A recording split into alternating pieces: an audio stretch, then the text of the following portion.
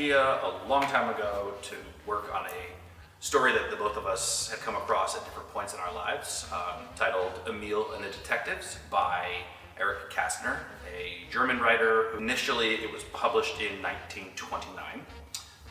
And so we began a process of devising and developing this book, this story, into a play from scratch.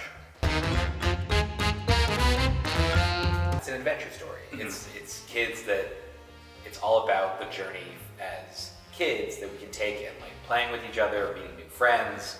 It's just this very charming story about a child setting out into the world and how that unfolds in different ways. And we're drawn to it because it's very, like, the themes in it are still kind of resonate with us. There's a lot of talk about the economic disparity and the hardships of families. There's a lot of talk about like trusting and making friends. There's things that are just like universally still relevant today. And it's a very charming story. It's like, that's, I think, the word that like keeps coming up to me is it's about adventure, it's charming, it's whimsical, especially with what we're doing with it. Yeah, and I think we both agreed just from the very get-go that it's fun. Yeah, it's got a sense of, there are very real stakes to it, and there's a reality to it, but it's not presented in a way that's too imposing. It's very, it just gives you kind of, it's got an old, obviously it's written almost 100 years ago, it has that kind of old world, utopic, fun feeling, but it's also just, it's very real in a lot of ways too. Like, for the absurd kind of story of a child catching a thief who stole some on the train and getting like hundreds of kids to help him. It feels very real and very plausible, and that's, I think, the fun of it. Yes.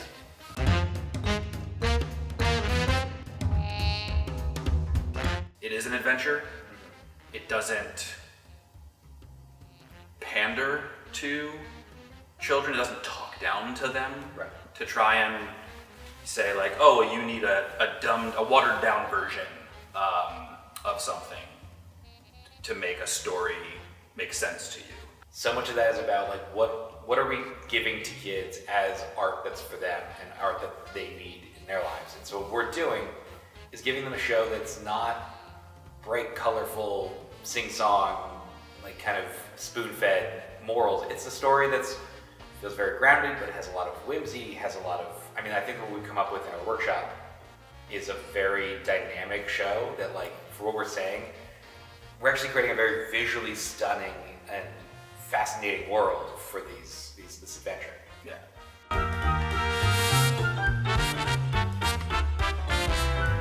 The most fun part about this workshop is that it's unlike, I think, almost any other workshop I've ever been a part of. It was great to get a group of people. We had an amazing group of people. We had Betsy Rosen, Carrie Ginsberg, Pablo Guillen, Julia Clavins, and Natalie Kutcher, and we just got everybody in this room. And what we basically set up was, we know the story. This is the book. Now let's figure out how to make this into a piece of theater. And we knew we had a lot of concepts and like ways for how we wanted to do that. We explored a lot. A lot of our focus was on exploring puppetry and how to take moments that are just sort of very straightforward on the page, but turn them into something that's very fantastical and very engaging and dynamic. You know, how do you turn a train ride, or just walking down the street in Berlin, or all these very basic things into something that is much more theatrical and fun. And I think that's what makes this special was that we were able to kind of build and work on that, and then sort of write the play and the adaptation afterwards. Mm-hmm. So it was a very unique thing that we weren't beholden to a script. We got to make that as a direct result of the exploration that we did. So it was a fun way to kind of collectively adapt something and kind of remove that like playwright-driven flow. Yeah. Like that was, I think, the most unique thing about it. And we did essentially change the perspective of the way of how the story is told. The book comes at it from a third-person, omniscient, viewpoint where we are told things that are happening to Emil and to everyone else, and we've now shifted that into a story that focuses on the views, on how something is viewed by Emil. And so while other things are still happening, a lot of the world is that we're creating is seen through his eyes, and it has those moments of the fantastic do have that sense of childlike wonder to them, where something very simple can become, just through a little bit of imagination, can become something grand and wonderful. Characters that become puppets, or the characters that are puppets, are sources of, or almost exhibits of, Emil's anxieties and or his worries about different things, or just very deep emotions that he has. And that's just, it's how he sees the different characters in certain ways at times. Yeah, I mean, I think it was fascinating to do a process in a workshop where we were working on our feet and really kind of stepping through things in a very practical way, but even doing that, the act of kind of applying theater tools and techniques is what was so revealing.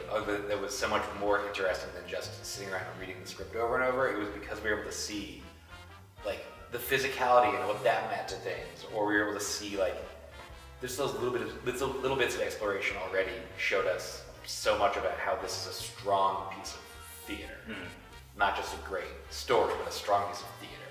I think it's unlike a lot of things that people see. It's a very sophisticated piece of theater, and I mean that like in the tools that it uses and how it comes across on stage. It's sophisticated for kids. It's dynamic, and I think it's I mean, like we have a story about a kid on a train that involves at least like 4 puppets of either a foot tall to 8 feet tall, and they come out in surprising ways, and they're never the same. And something that I think we do really well in this adaptation is that we honor the text itself. Like I think that a lot of people will do an adaptation that sort of is, here's the Cliff Notes story, and then they'll write in a new script that is kind of all new dialogue that just fits the container of what that style and world was, but we were still making sure that we were directly lifting dialogue from the book. We're adding plenty of things to it. We created some characters, some narrator kind of moments. We created a bunch of things, and we kind of did make it work in theater, but we started from a place of what is it like if we kind of do a direct translation and then just add a theatrical lens to this. And so that's, I think, the fun of what we're doing. It's truly a translation from the book to the stage. I want to make sure that we are adapting the story and the mechanics of the story, as opposed to adapting everything into a script that says this is how this needs to be done. And I think that's why, in a lot of ways, even subconsciously, we all talk about it as we use the word adaptation more than we use the word script. Because I feel like so much of what we're doing, what we're creating, I mean, it's really, I think this is true of any piece of theater. The script it's only a successful script if it can create a dynamic production. Otherwise, you're talking about books, you're talking about a different medium, kind of. Something that can really lift to the stage and consider how it does that is what makes theater different than literature.